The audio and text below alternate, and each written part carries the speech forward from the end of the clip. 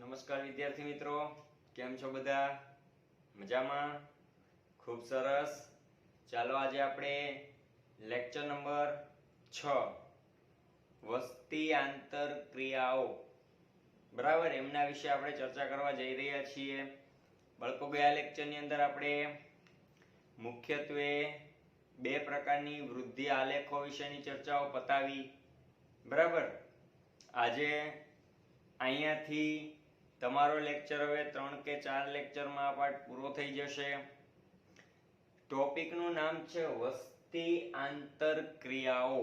શરૂ કરીએ પહેલા એવરીવેર ઇઝ બાયોલોજી. તો મિત્રો આગળ વધીએ. શું છે ટોપિક? વસ્તી આંતરક્રિયાઓ. પાઠ આપણો છે સજીવ અને વસ્તી. ભાઈ, દુનિયાની તમામ જગ્યાઓમાં કોઈ પણ જગ્યાએ તમે જાઓ તો કોઈ એક જ સજીવ સૃષ્ટિ રહેતી ના હોય. જેમ કે કોઈ એક જગ્યાએ માત્ર કીડી, કે કોઈ એક જગ્યાએ માત્ર મંકોડાઓ જ, કે કોઈ એક જગ્યાએ માત્ર ને માત્ર કબૂતર જ, કે માત્ર ને માત્ર મનુષ્ય. નહીં, એવું ક્યારે એટલે ક્યારે શક્ય બનતું નથી. બરાબર, વસ્તી એકબીજાની વસ્તીઓ સાથે કંઈક ને કંઈક આંતરક્રિયા કરે છે. અને પાઠની શરૂઆતમાં આપણને ખબર છે મુખ્ય અજૈવિક પરિબળો વિશે આપણે ભણી ચૂક્યા હતા. બરાબર, પહેલો અને બીજો લેક્ચર. અજૈવિક પરિબળો કયા કયા છે? પ્રકાશ, તાપમાન, જમીન અને પાણી. અને અજૈવિક પરિબળો પ્રત્યે પ્રતિક્રિયા કેવી આપે છે કોઈ પણ સજીવ, એ ભણ્યા. અને ત્રીજા લેક્ચરની અંદર આપણે ભણેલા હતા કે કોઈ પણ સજીવના અનુકૂલનો છે, બરાબર, જે એડજસ્ટમેન્ટ છે, અનુકૂલન છે, એ કઈ રીતે છે એના વિશે આપણે ચર્ચા કરી હતી. તો એક વસ્તુ તો સ્વાભાવિક છે કે કોઈ પણ જગ્યાએ એક જ સજીવની વસ્તી ક્યારે એટલે ક્યારે અસ્તિત્વમાં આવતી નથી. બરાબર, તો એક વસ્તી બીજી વસ્તી સાથે કંઈક ને કંઈક આદાન પ્રદાનનું કાર્ય કરે છે. જે આપલેની કાર્યની ક્રિયાવિધિની વાત આવે તેમને આપણે કહેશું આંતરક્રિયા.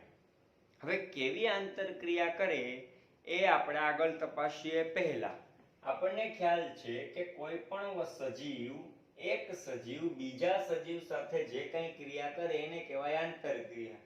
ઘણી વખત સજીવ એ બી સજીવ સાથે સ્પર્ધા પણ કરતા હોય છે. ઘણી વખત સજીવ એ બી સજીવનું ભક્ષણ પણ કરી જતા હોય છે. બરાબર, અને ઘણી વખત એ સજીવ બી સજીવની સાથે પરોપજીવન પણ જીવતા હોય. બીજા ઉપર આધાર રાખીને સજીવ એ બી સજીવ સાથે સહજીવન પણ જીવતા હોય. દાખલા તરીકે આપણને આની અંદર લાઇકેન એનું ઉદાહરણ સ્પષ્ટ રીતે ખ્યાલ જ છે. એક સજીવ ફૂગ, બીજું સજીવ લીલ, એ બંને સજીવ એકબીજાની સાથે જીવન જીવે છે. તો આમાં બંનેને ફાયદો થાય છે. માથામાં પડેલા જૂ અને આપણું શરીર, તો પરોપજીવન છે એમાં આપણને નુકસાન થાય છે, જૂને ફાયદો થાય છે અથવા ગાય ભેંસના શરીર પર ઇતરવી. તો કેવી કેવી ક્રિયા કરે છે એના વિશે આપણે ભણવાનું છે. અને એવું નથી કે સજીવ એ સજીવ સાથે જ ક્રિયા કરે. બરાબર, તો એક વસ્તુ ફાઇનલ છે કે સજીવ અન્ય સજીવ સાથે પણ ક્રિયા કરે છે, જેને આપણે અગાઉના લેક્ચરમાં જૈવિકની ક્રિયાવિધિ અને સજીવ નિર્જીવ સાથે આંતરક્રિયા કરે છે એને આપણે જૈવિકની અજૈવિક સાથેની ક્રિયાવિધિ વિશે વર્ણવી શકીએ. બરાબર, તો હવે વાત આગળ વધારી આંતરક્રિયાની. બાળકો, આંતરક્રિયા છે એ ઘણી વખત લાભદાયી હોય, એવી જ આંતરક્રિયા ઘણી વખત નુકસાનદાયી હોય, અને એવી જ આંતરક્રિયા ઘણી વખત તટસ્થ હોય, એટલે કે ના લાભ કે ના નુકસાન. બરાબર, તો દાખલા તરીકે ઘણી વખત તમે ન્યૂઝપેપરમાં સાંભળેલું હશે કે કોઈ જંગલના વિસ્તાર ઉપર હક કે કબજો જમાવવા માટે બે સિંહની લડાઈ થતા બંને સિંહની લોહી લુહાણ. રાઈટ? તો હક મેળવવો છે એટલે હક માટે સ્પર્ધા થઈ, તો બંનેને શું થયું? નુકસાન થયું. બીજું, એવી જ રીતે તમે ને મેં જોયેલ છે ઘણી વખત ડિસ્કવરી ચેનલમાં, ગાય ભેંસ ઘેટા બકરાનો શિકાર છે એ અન્ય પ્રાણી કરી લે, તો એક પ્રાણી એ બીજા પ્રાણીનું શું કરી લીધું? ભક્ષણ. જેનું ભક્ષણ થઈ ગયું એને નુકસાન થયું, જે શિકાર કર્યો જેણે એને ફાયદો થયો. પરભક્ષી. બરાબર. એવી જ રીતે પરોપજીવન આપણને ખબર છે, આપણા નાના આંતરડાની અંદર ઇકોલાઈ બેક્ટેરિયા છે. ગાય ભેંસના મળાશય સુધીમાં આંતરડાની અંદર પાચન માર્ગમાં આપણને ખબર છે મિથેનોજેન્સ બેક્ટેરિયા છે, તો ગાય ભેંસને નુકસાન થશે અને એવા બેક્ટેરિયાઓ એમની અંદરથી પોષણ મેળવશે એટલે એને ફાયદો થશે. બરાબર. તો ખાસ યાદ રાખવાનું છે આપણે આની અંદર કે જેના માટે લાભદાયી હોય, આંતરક્રિયા ઘણી બધી છે, હમણાં આપણે લિસ્ટ બનાવ્યું, લાભદાયી હોય તો એના માટે આપણે નિશાની કેવી વાપરશું બાળકો? પ્લસ. જેને નુકસાન થતું હોય એના માટે નિશાની કેવી વાપરવાની છે? માઇનસ. અને જેને ના તો નુકસાન કે ના તો નફો, નો પ્રોફિટ ઓર નો લોસ, મતલબ કે તટસ્થ છે, કાંઈ લેવા દેવા નથી, એના માટે આપણે નિશાની વાપરશું 0. બરાબર? શું વાપરશું? 0. હવે આપણે જોઈએ કે કેવી કેવી પ્રકારની આંતરક્રિયાઓ હોય છે. તમારી બુકમાં તમને એક સરસ મજાનો ચાર્ટ આપેલો છે, નાનો એવો એક ચાર્ટ, મોસ્ટ આઈએમપી ટોપિક છે, અને ચાર્ટમાં જેટલી આંતરક્રિયા આપી છે ને એ આંતરક્રિયાઓને મેઇન ટોપિકમાં તમારે હવે પછી પાઠમાં ભણવાનું થાય છે. બરાબર? તો ચાર્ટમાં કંઈક આવું આપેલું છે, જાતિ A, જાતિ B અને આંતર ક્રિયાનું નામ. બરાબર? રાઈટ? ઓકે. અહીંયા તમને કંઈક ક્રમ આપ્યા હશે. ઓકે. પહેલું આપણે જોઈએ છીએ આંતરક્રિયા સહોપકારિતા. સહોપકારિકતા, સહ એટલે સાથે, ઉપકારિકતા. બંને સજીવ એકબીજાની સાથે જીવન જીવે છે અને બંને એકબીજા ઉપર ઉપકાર કરે. બે એકબીજા ઉપર ઉપકાર કરે તો બંનેને શું થાય? ફાયદો. બરાબર? જાતિ A ને પણ ફાયદો થાય, જાતિ B ને પણ ફાયદો થાય. એવી જ રીતે સ્પર્ધા. આપણે હમણાં બીજો ટોપિકની વાત કરીએ, સ્પર્ધા. હમણાં જ મેં તમને કીધું કે ભાઈ કોઈ એક વિસ્તાર ઉપર બે સિંહ હે, અથવા એક સિંહની જાતિ અને એક વાઘની જાતિ, બંને હક જમાવવા માટે ઇન ફાઇટ થઈ, લડાઈ થઈ અને બંને લોહી લુહાણ થયા. તો લોહી લુહાણ થયા એના માટે નુકસાન થયું, તો એના માટે કેવી નિશાની વાપરશું આપણે? માઇનસની નિશાની વાપરી શકાય. બરાબર? ત્રીજો મુદ્દો છે આપણે એમની અંદર પરભક્ષણ. હું તમને એમ કહું કે એક ચકલી છે એ ઈયળને ખાઈ જાય, તો ઈયળ માટે શું થયું? એના જીવનનો અંત આવ્યો એટલે નુકસાન. બરાબર? નુકસાન માટે નિશાની માઇનસની. ચકલીને શું થયું? એને જીવન જીવવાનો આધાર મળ્યો ખોરાકમાંથી એટલે પ્લસ. તો જાતિ A તરીકે આપણે ચકલી લઈએ તો પ્લસ, જાતિ B તરીકે આપણે ઈયળ લઈએ તો માઇનસ. એટલે પરભક્ષણ જ્યાં હશે ત્યાં શું આવશે? એક જાતિ માટે ફાયદો, બીજી જાતિ માટે નુકસાન. ચોથું તમને એમની અંદર આપેલું છે પરોપજીવન. પરોપજીવનમાં પણ એકને ફાયદો થાય, એકને શું થાય? નુકસાન. દાખલા તરીકે હવે આપણે આની અંદર જોઈએ તો ગાય ભેંસ ઘેટા બકરાના શરીર પર ચીપકેલી ઈતરડી છે એ પરોપજીવન જીવે છે, જ્યારે ગાય ભેંસ છે એ યજમાન છે. એના માટે શું થયું? નુકસાન, કારણ કે ઈતરડી એમના શરીરમાંથી ખોરાક લે છે, જ્યારે ઈતરડી માટે શું થયો? ફાયદો તો આપણે જાતિ A તરીકે ઈતરડી, જાતિ B તરીકે ગાય, ભેંસ અથવા પરોપજીવી જેને આપણે યજમાન કીધું હતું. એવી જ રીતે તમને અલગ અલગ ટોપિક આપ્યા છે. પછી આપ્યું છે સહભોજિતા, બરાબર, જેમની અંદર એક જાતિને ફાયદો થાય, એક જાતિને ના ફાયદો ના નુકસાન, એટલે આને આપણે ઝીરો કહેશું, તટસ્થ. બરાબર, તટસ્થ કહેશું. દાખલા તરીકે કોઈ વ્યક્તિ ટ્રેક્ટરથી ખેતર ખેડતા હોય તો તમને મને ખબર છે ખેતર ખેડતી વખતે પાછળના ભાગમાં બગલાઓ વધારે હોય છે. જેમ જેમ ખેતર ખેડાતું જાય, બરાબર, તેમ તેમ જમીન ઉપર આવતી જાય, અને જમીન ઉપર આવતી જાય એમાં જમીનના ટુકડાઓમાં રહેલા જીવ જંતુઓ છે એ બગલા ખાઈ જાય, એટલે બગલા માટે શું થયો? ફાયદો.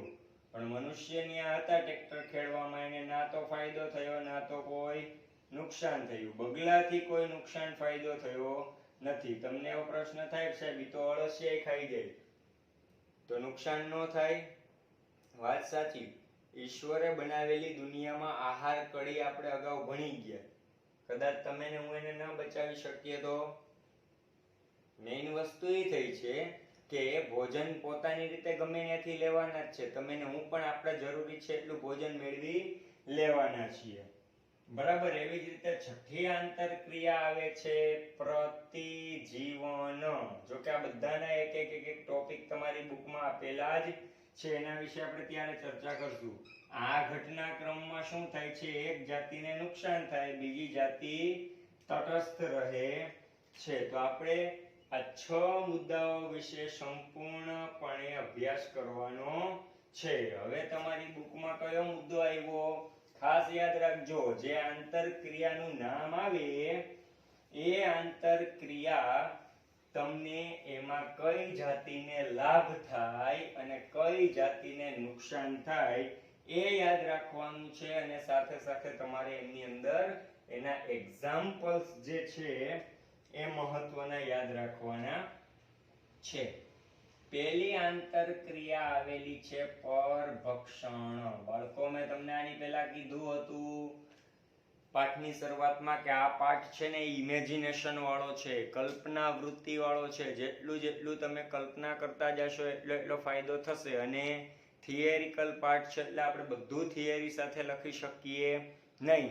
મતલબ કે વિડિયો લેક્ચર જોવાઈ જાય પછી સંપૂર્ણપણે તમારે આખું રિવાઇન્ડ કરી લેવાનું છે ટેક્સ્ટબુકમાંથી, અને પછી સંપૂર્ણપણે તમારે શું કરવાનું છે? ફરી પાછો વિડિયો લેક્ચર જોવાનો છે. ના સમજાય ત્યારે મને પૂછી લેવાનું થશે, બરાબર. વાત આવી છે પરભક્ષણની. તો પરભક્ષણ, આ પહેલો મુદ્દો આવ્યો. પરભક્ષણ એટલે એક સજીવ બીજા સજીવને ખાઈ જાય. તો જે સજીવની જાતિ એ છે, જેને ખોરાક મળ્યો એના માટે આપણે ફાયદારૂપ ગણશું, અને જે સજીવની જાતિ બી છે, જે ખવાઈ ગયા છે, ભક્ષાઈ ગયા છે, એને આપણે નુકસાન ગણશું, બરાબર. બીજું, આને ફાયદો થયો એટલે આને ખોરાક મળ્યો છે, આને આપણે કહેશું ભક્ષક. અને આ ખવાઈ ગયા છે એટલે આને આપણે કહેશું ભક્ષ્ય. જેને નુકસાન થાય એને ભક્ષ્ય કહેવાય, જેને ફાયદો થાય એને ભક્ષક કહેવાય. ભક્ષક અને ભક્ષ્ય બંનેની આંતરક્રિયાને કહેવાય ભક્ષણ, બરાબર. પણ એક સજીવ બીજા સજીવને ખાતું હોવાથી નામ આવ્યું પરભક્ષણ. તો એક વસ્તુ મગજમાં ક્લિયર એન્ડ કટ થવી જોઈએ કે આ આંતરક્રિયાની અંદર એકને ફાયદો થાય છે એટલે એના માટે પ્લસ, એકને નુકસાન થાય છે એટલે એના માટે માઈનસ લાગુ પાડવું. બાળકો, એક બીજો એમની અંદર મુદ્દો આપ્યો છે તમને કે કુદરતની અંદર પરભક્ષી હોવાનો ફાયદો શું છે? કુદરતની અંદર પરભક્ષી હોવાનો ફાયદો શું? આપણે જેવું ભક્ષણ સમજીએ એટલે સીધા જ મોટા મોટા પ્રાણીઓના નામ આવે કે ભાઈ ગાય ભેંસને કે ઘેટા બકરાને કે હરણને કે શિયાળને મોટા પ્રાણી વાઘ અને સિંહ ખાઈ ગયા. પણ નાની એવી ચકલી છે, એ ચકલી ઉડતી ઉડતી નાના એવા જથ્થાના ઘઉંના દાણા કે બાજરીના દાણા ખાઈ જાય તો પણ એને પરભક્ષણ જ કહેવાય. નાની એવી પતંગિયાની ઈયળ જેને કેટરપિલર કહેવાય છે, એ કેટરપિલર એટલે કે નાની પતંગિયાની ઈયળ એ જ્યારે પાંદડાઓને ખાતી જાય તો એને પણ પરભક્ષણ કહેવાય. અતિ સૂક્ષ્મમાં નાની જીવાત કોઈ પણ બીજા ખોરાકને ભોજન તરીકે લે એને ભક્ષણ જ કહેવાય. બરાબર? એટલે નાનામાં નાના ભક્ષણથી લઈને મોટામાં મોટા ભક્ષણ તમામ વિશે તમારે વિચારવાનું રહેશે. રાઈટ? કુદરતમાં એક સજીવનો બીજો સજીવ ખોરાક તરીકે ઉપયોગ કરી લે છે, એનો ફાયદો શું? જો પરભક્ષીઓ ન હોત તો પહેલી વસ્તુ તો એ છે કે આપણે જે 14મા પાઠમાં ભણ્યા ઉર્જાનો પ્રવાહ, એ ઉર્જા પ્રવાહ આગળ ન હાલે, જેના કારણે નિવસન તંત્ર અનબેલેન્સમાં આવી જાય અને જેના કારણે જીવન ઘટનાક્રમ આગળ ન વધી શકે. પહેલો મુદ્દો તો એ આવ્યો. અને બીજો મુદ્દો એ છે કે ભાઈ ભક્ષણ થાય છે જેના લીધે કોઈ પણ સજીવની વસ્તી એ કેવી રહે છે? કંટ્રોલ, એટલે કે વસ્તી મર્યાદામાં રહે છે. આમ પરભક્ષી હોવાનો ફાયદો એ છે કે જો ભક્ષણ ન થાય તો કોઈ પણ સજીવની વસ્તી અચાનક વધી જાય. ભક્ષણ ન થાત તો સજીવની વસ્તી વધતી જ જાત. એટલે ભક્ષીઓ છે જેના કારણે સજીવની વસ્તીમાં અચાનક વધારો થતો નથી. બરાબર? આ પરભક્ષી હોવાનો ફાયદો છે. બાળકો, જો પરભક્ષી ન હોય તો શું થાય એનું એક એક્ઝામ્પલ્સ આપણી પાસે છે. બરાબર? તો એના એક્ઝામ્પલ ઉપર આપણે ફોકસ કરીએ. પરભક્ષી ન હોય તો શું થાય એની વાત. બાળકો, 1920ની સાલની શરૂઆતમાં ઓસ્ટ્રેલિયામાં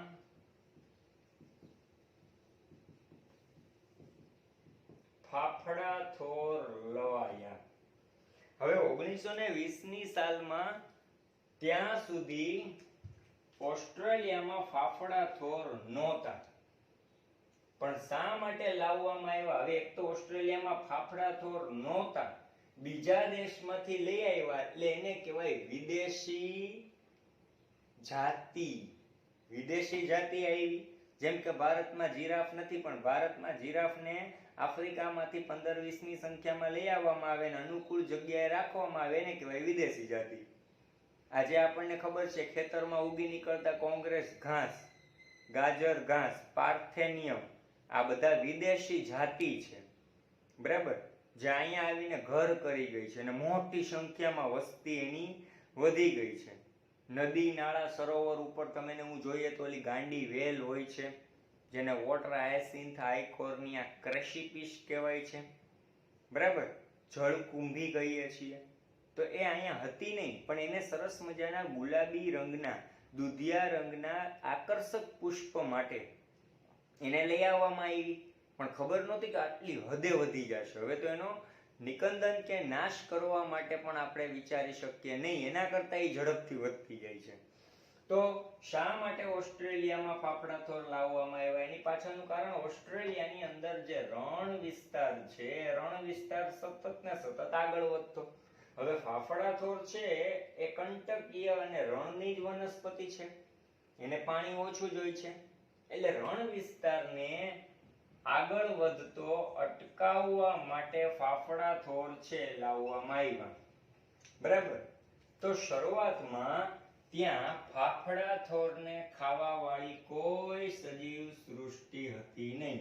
એટલે ત્યાં પરભક્ષીઓની ગેરહાજરીના લીધે શું થયું કે ઓસ્ટ્રેલિયાના લાખો હેક્ટર્સ જમીનમાં આવા ફાફડા થોર ખૂબ એટલે ખૂબ ઝડપથી ફેલાયા. હવે થયું શું? ઓસ્ટ્રેલિયન સરકાર માટે એક ચેલેન્જ થઈ ગઈ કે ભાઈ આ ફાફડા થોરને હવે તમે અટકાવો, પણ એ જેટલી હદે અટકાવવાના કામ ચાલુ હતા એના કરતા ઘણી બધી વધારે ઝડપે એનો ફેલાવો ઝડપથી થતો હતો, કારણ કે ત્યાં પરભક્ષીઓની શું હતી? ગેરહાજરી. પછી વિચારવામાં આવ્યું કે આવા પરભક્ષીઓ એવા કયા છે કે જે ફાફડા થોરને પોતાના ફૂડ કે ખોરાક તરીકે ઉપયોગમાં લે છે.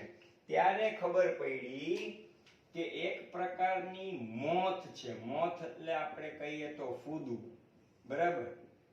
એક પ્રકારના પતંગિયા જેવું ફૂદું છે જે ફાફડા થોરને ખોરાક તરીકે લે છે, બરાબર? પછી કોનો વિકાસ કરવામાં આવ્યો? આવી મોથ, બરાબર, કે જે ફાફડા થોરને ખોરાક તરીકે લે છે એને ઉત્પાદિત કરી અને એની સંખ્યા વધારવામાં આવી. ત્યારે જઈને ફાફડા થોર છે એને આવા ફૂદા ખાવા માંડ્યા અને પછી ફાફડા થોરનો ફેલાવો છે એ કંટ્રોલની અંદર આવ્યો. તો એનો મીનિંગ એ થયો બાળકો કે અહીંયા જોઈ શકાય છે કે ફાફડા થોરને ખોરાક લેવા માટે ફાફડા થોર છે એને કોઈ ખાવા વાળું પરભક્ષણ કરવા વાળું નહોતું, તો એની સંખ્યા કેટલી હદે લાખો હેક્ટર્સમાં ફેલાઈ ચૂકી. તો પરભક્ષીઓ છે એની જરૂરિયાત એટલા માટે છે કે જો પરભક્ષી ન હોત તો આ બધાની વસ્તી ખૂબ વધતી જાત. આમ પરભક્ષીઓ શા માટે કુદરતમાં જરૂરી છે એ આપણે આના ઉદાહરણ પરથી આપણે વિચારી શકીએ. બીજો મુદ્દો પણ એક એવો એક્ઝામ્પલ્સ વાળો છે. શું છે? તો કે અમેરિકાના પ્રશાંત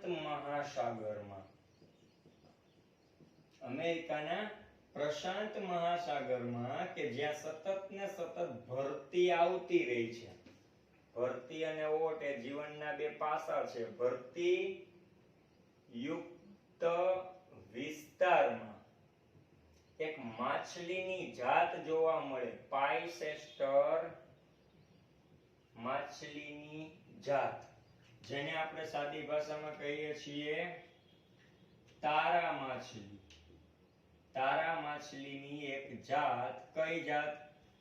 પાઇસેસ્ટર માછલી.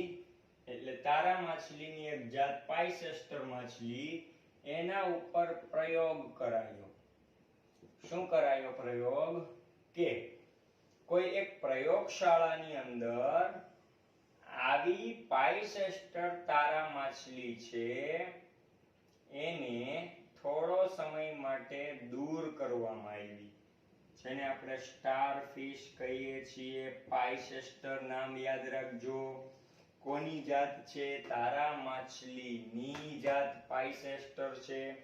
હવે પ્રયોગશાળામાં પ્રયોગ કર્યો, એને શું કર્યું કે ભાઈ જે સ્ટાર ફિશ છે એને અમુક સમય સુધી રાખી, બરાબર? જો અમુક સમય પછી એને બહાર કાઢી લેવામાં આવી, અમુક સમય પછી એને બહાર કાઢી લીધી, તો શું થયું કે ત્યાં અપૃષ્ઠવંશી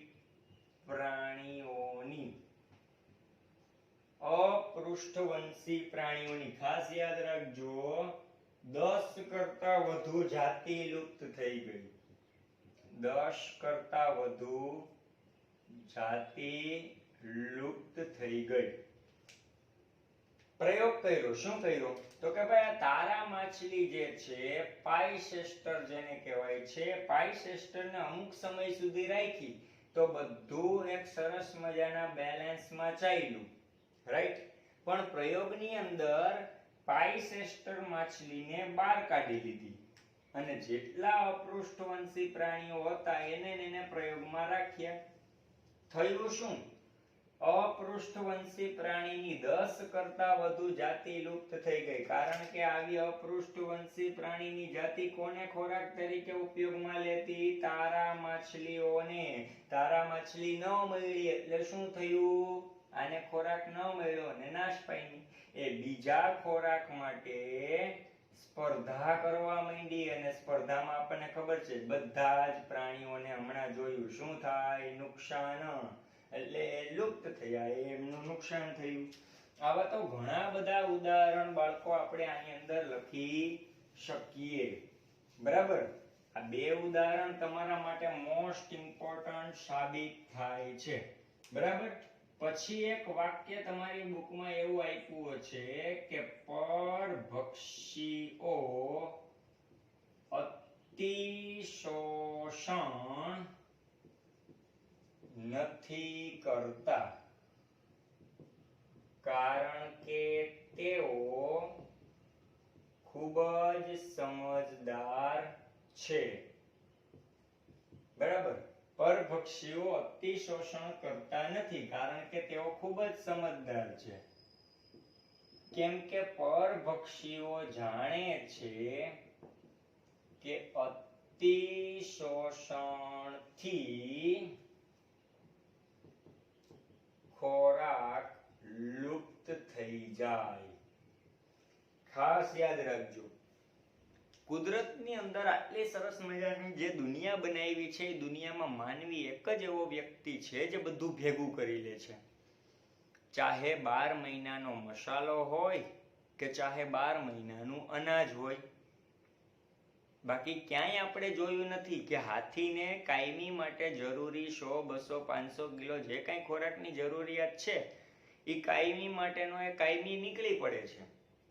કે નાનામાં નાના ઈયળ કે નાનામાં નાના પતંગિયા કે નાનામાં નાની કીડીથી લઈ અને મહાકાય વેલ માછલી સુધી એ પોતે ક્યાંય પણ ખોરાકનો સ્ટોક કરતા નથી. કારણ શું? એને ખબર છે એ પોતે ખૂબ એટલે ખૂબ સમજદાર છે. જો પોતે પહેલી વસ્તુ અતિશોષણ ખાસ સમજો. અતિશોષણ એટલે વારંવાર મેળવે જ રાખવું.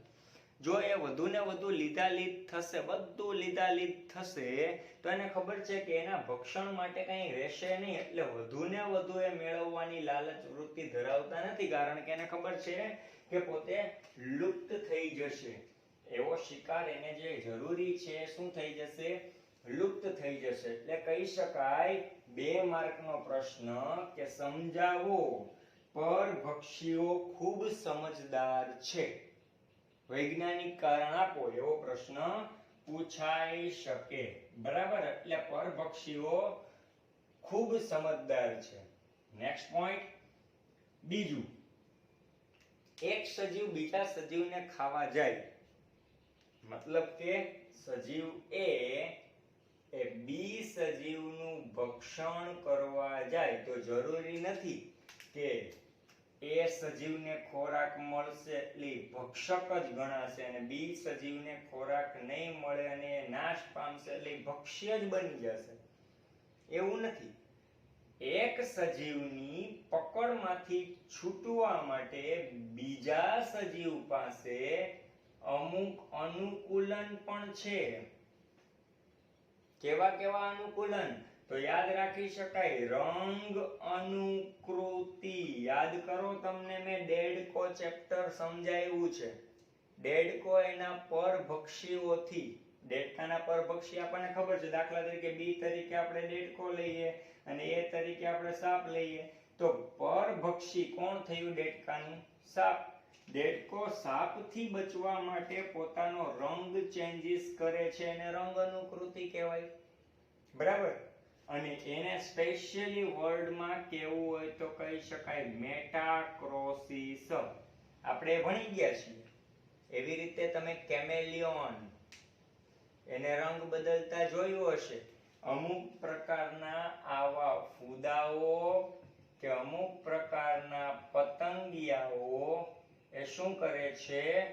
રંગ અનુકૃતિ કરે છે. એટલે એની આજુબાજુનું વાતાવરણ જો ગ્રીન હોય તો પોતે ગ્રીનમાં રૂપાંતર પામે છે, એટલે પરભક્ષીઓની નજરમાં આવતા નથી અને પોતે પોતાનો જીવ બચાવી લે છે. આમ પરભક્ષણથી બચવા માટે પણ અલગ અલગ પ્રકારની આવી કળાઓનો ઉપયોગ થાય છે. બરાબર. અમુક છે આવી રંગ અનુકૃતિ, જેને આપણે શું કીધું, મેટાક્રોસિસ. બરાબર. જ્યારે અમુક છે એ શિકાર, જે શિકાર થવાના છે અને જેનો શિકાર અમુક શિકારી કરવાના છે, શિકારી શિકારને ખોરાક તરીકે લેવાના છે, તો આવા શિકાર શિકારીથી બચવા માટે શું કરે છે? કાં તો રંગ અનુકૃતિ કરશે, કાં તો એમના શરીરમાં ઝેરી રસાયણો તૈયાર કરશે, જેથી આવા ઝેરી રસાયણોની મદદથી શિકારી શિકારને ખોરાક લેશે નહીં. બરાબર. તો એકાદું ઉદાહરણ આનું પણ જોઈ લેશું. ઝેરી રસાયણ કયા કયા? તો ખાસ તમે પરભક્ષણ છે ને એને ટેક્સ્ટબુક માંથી પણ વાંચી લેવું અને આપણે જે લેક્ચરમાં સમજાવીએ છીએ એ પણ મુદ્દા યાદ રાખવા. હું જે તમને સમજાવું છું એ બેસ્ટ પોઈન્ટ છે, એના એક્ઝામ્પલ્સ યાદ રાખી લો, બધું લખાઈ જાય. હમણાં આપણે વાત કરી ઝેરી રસાયણોની. હવે ઝેરી રસાયણ હોય તો ઈ રસાયણના લીધે શિકારીને એવો શિકાર ખોરાક માટે કે સ્વાદ માટે અનુકૂળ આવતો નથી અથવા ઝેરી અસર થાય છે, જેથી શિકારી એવા ખોરાકને છોડી દે છે. એક મોસ્ટ આઈએમપી એમસીક્યુ માં પૂછાઈ શકે એવો એક પોઈન્ટ, મોનાર્ક નામનું પતંગિયું છે. કોના શરીરની અંદર ઝેરી પદાર્થ હોય? તો કે મોનાર્ક નામના પતંગિયામાં. એવા પતંગિયાની અંદર શું હોય? તો કે શરીરમાં ચોક્કસ પ્રકારના ઝેરી રસાયણો ઉત્પન્ન કરે છે. હવે મોનાર્ક પતંગિયામાં આવા ઝેરી રસાયણ છે. બરાબર. ઈ ઝેરી રસાયણ એનો શિકાર કરવા આવતા પ્રાણી માટે અરુચિકર સ્વાદ તૈયાર કરે છે. મતલબ શિકારીને એનો સ્વાદ ગમતો નથી, તેથી શિકારી તેમને શું કરે છે? લીવ એટલે કે છોડી દે છે. રેડી. તો અમુક પ્રાણીઓ, અમુક કીટકો, અમુક પક્ષીઓ પોતાના શરીરની રચનામાં ફેરફાર કરે. પહેલી રચના આપણે જોઈ દેડકાની, શું હતું? બાહ્ય ફેરફાર, રંગ બદલવો. બીજી રચના શું થઈ? તો કે શરીરની આંતરિક રચનામાં ઝેરી રસાયણ તૈયાર કરવા, જેના કારણે શિકારી એવો ખોરાક લેશે મોનાર્ક પતંગિયાને તો અરુચિકર સ્વાદ આવશે, જેના કારણે શિકારી એને શું કરી દે? છોડી દે. તો પ્રશ્ન એ થાવ જોઈએ સાહેબ આવો ઝેરી પદાર્થ રસાયણ ક્યારે તૈયાર થાય? ખાસ યાદ રાખજો, પતંગિયું છે ને એની બાળપણ અવસ્થા એટલે ઈયળ, ડીંબ અવસ્થા કહેવાય જેને, અને ઈ અવસ્થાનું નામ છે કેટરપિલર. વારંવાર હું આ શબ્દ બોલેલો છું. બરાબર. આપણી સ્કૂલ ભરાડ વિદ્યા મંદિરમાં પણ બોલેલો છું, ગુરુકુલમાં પણ બોલેલો છું, સિગ્મામાં પણ બોલેલો છું, કૃષ્ણા સ્કૂલ સાયન્સ કેશોદમાં પણ બોલેલો છું. બરાબર. બધી જ સ્કૂલોમાં હું બોલેલો છું અને ક્લાસીસમાં પણ બોલેલો છું. કેટરપિલર અવસ્થા હોય ત્યારે જે ભોજન લે છે, કેટરપિલર જે ખોરાકનું ભોજન લે છે એ ખોરાકનો ઉપયોગ કરતા એને આવું રસાયણ તૈયાર થાય છે, એવા ખોરાકમાંથી એને મળે છે. બરાબર. તો આ 3 કે 4 ઉદાહરણ આપણે પરભક્ષણની અંદર યાદ રાખવાના થશે. નાઉ નેક્સ્ટ પોઈન્ટ એમાં જોઈએ છીએ આપણે આગળ. અમુક પ્રકારની વનસ્પતિઓમાં પણ અનુકૂલન વિકસ્યા હોય પરભક્ષીઓથી બચવા માટે. કેવા? તો કે વનસ્પતિનો ઉપયોગ આપણને ખબર છે તૃણાહારીઓ મોટા ભાઈએ ખોરાક મેળવવા માટે કરે છે. વનસ્પતિનો ખોરાક તરીકે ઉપયોગ કોણ લે? તો કે તૃણાહારી. અને તૃણાહારીને ગ્રીક ભાષામાં કયા નામથી ઓળખાય? તો કે હર્બીવોરસ. બરાબર. તો તૃણા વનસ્પતિનો શિકાર ન કરી લે, ખોરાક ન લઈ લે, એટલા માટે વનસ્પતિઓમાં તૃણાહારીથી બચવા માટે અમુક પ્રકારના અનુકૂલનો વિકસે છે. જે કેટલા પ્રકારના હોય છે? 2 પ્રકારના હોય.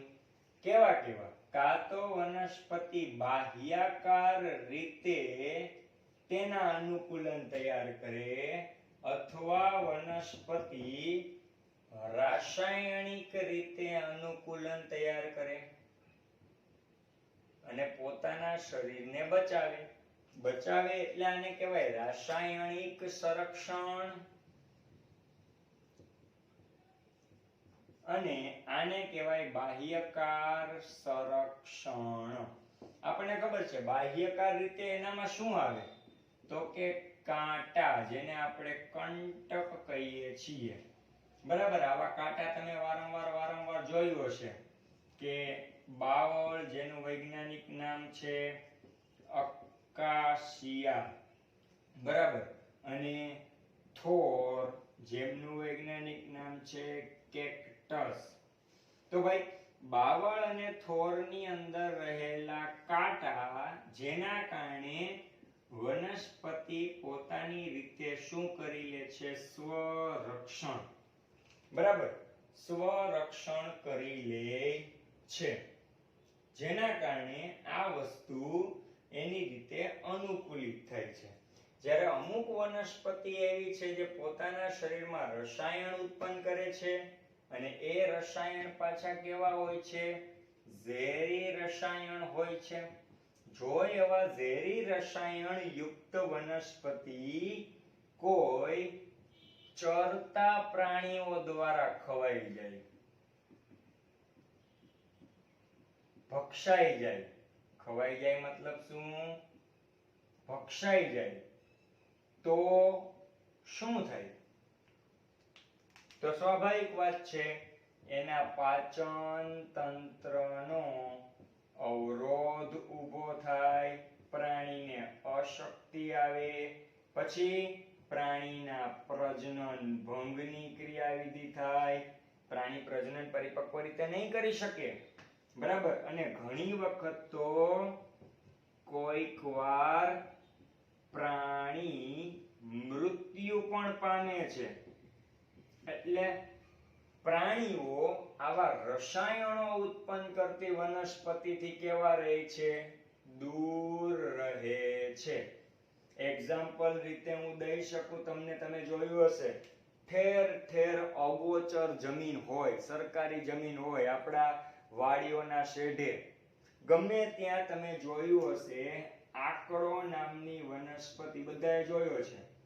બરાબર, જેનું વૈજ્ઞાનિક નામ છે ક્લોટ્રોપિસ પ્રોસેરા.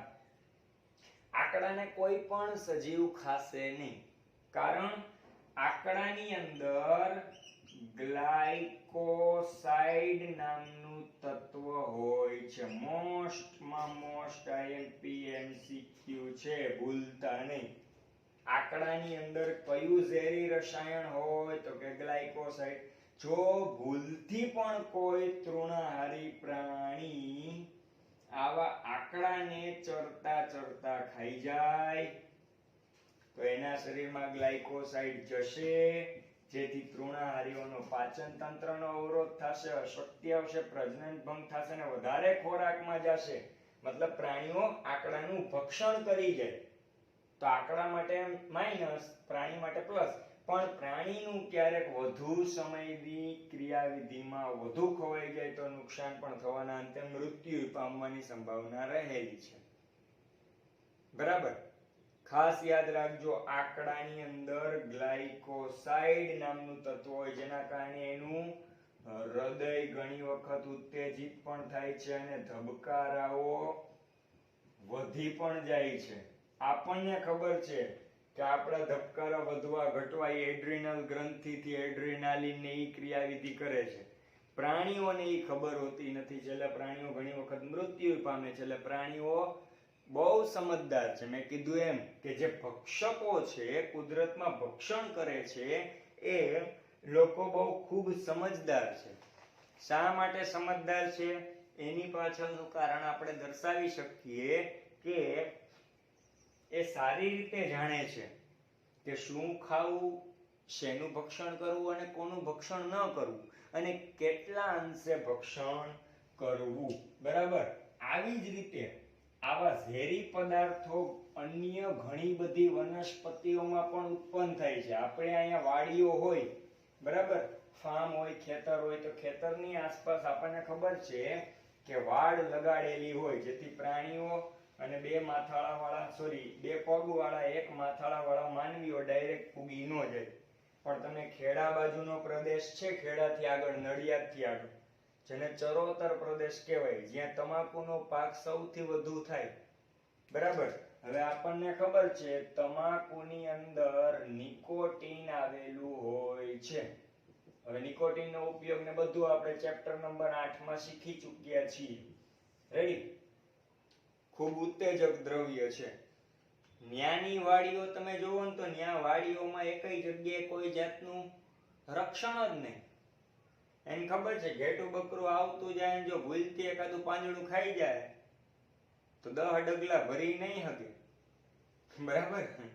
આપુડા કોક માલિક એને ગોતવા આવશે, ઘણી વાર થાય તો ફેલે થઈ જાય. રેડી? એટલે આ રીતનું છે. તો તમાકુની અંદર રહેલું નિકોટીન દ્રવ્ય.